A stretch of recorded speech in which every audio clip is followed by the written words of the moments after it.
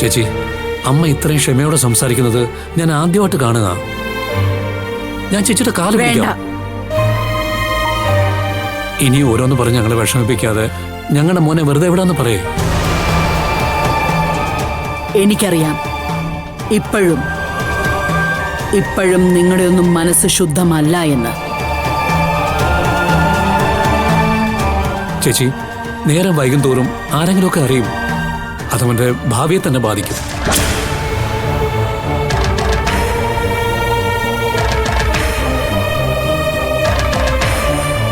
മോളെ,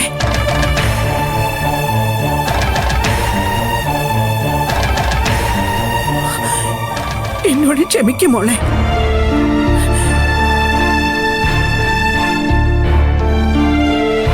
എന്റെ ഭാഗത്തു നിന്നുണ്ടായ തെറ്റുകൾക്കെല്ലാം ഞാൻ ക്ഷമ ചോദിക്കുന്നു.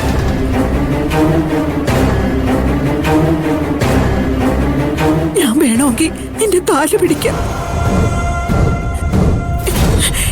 എന്റെ കൊച്ചുമോനെ വെറുതെ വിടാൻ അവനോട് നീ പറയണം.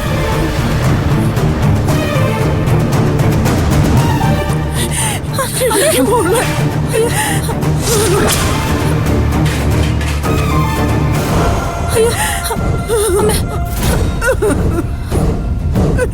മോഹനേട്ടാ,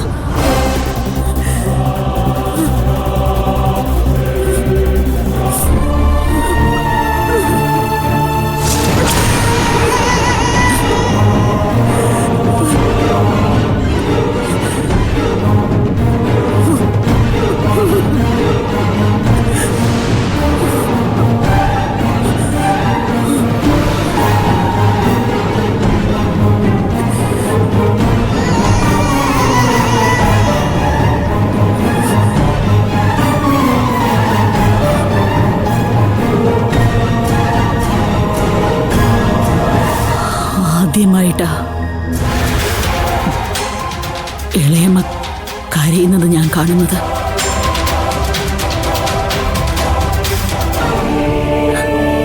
എന്റെ ഈ കാലിൽ വീണ കണ്ണീര് മതി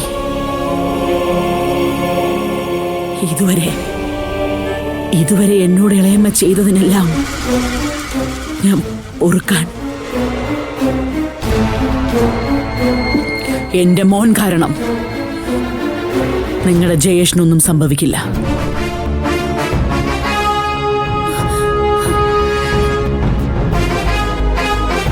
ഇനി എന്താ വേണ്ടെന്നുള്ളത് ഭാവനയോടും ഭരത്തിനോടും സംസാരിച്ചാൽ മതി.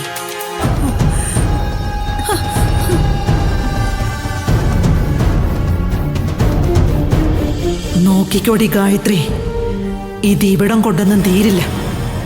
എന്റെ കണ്ണിൽ നിന്നും വീണ ഓരോ തുള്ളി കണ്ണുനീരിനും ഞാൻ നിന്നോട് കണക്ക് തീർത്തിരിക്കും. നിങ്ങൾ സ്റ്റേഷനിലേക്ക് പോയിക്കോ.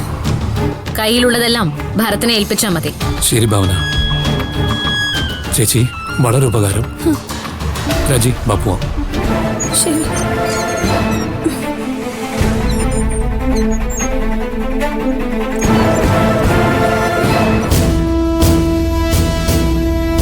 അമ്മേ, അമ്മേ, അയ്യോ കൊടുകൈ. എന്റെ അമ്മേ, അയ്യോ എന്റെ അമ്മ കലക്കി. വാ, ഇങ്ങോട്ട് പറയാം.